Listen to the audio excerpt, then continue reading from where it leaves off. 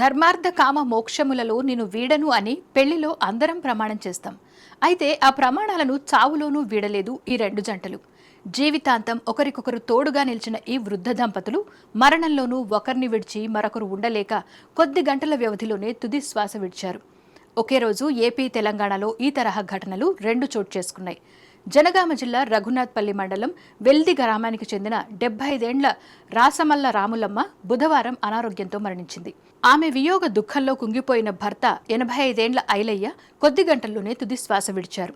దీంతో కుటుంబ సభ్యులు ఆ దంపతులిద్దరికీ ఒకేసారి దహన సంస్కారాలు నిర్వహించారు. ఒకే రోజులో భార్యాభర్తలిద్దరూ మృతి చెందడంతో వారి కుటుంబ సభ్యులు తీవ్ర భావోద్వేగానికి లోనయ్యారు. ఇక మరోవైపు ఏపీలోని నంద్యాల జిల్లా ఆత్మకూరు పట్టణంలోని శ్రీరామ్ నగర్కు చెందిన 56 ఏళ్ల లక్ష్మీదేవి అనారోగ్యంతో మంగళవారం రాత్రి మరణించింది.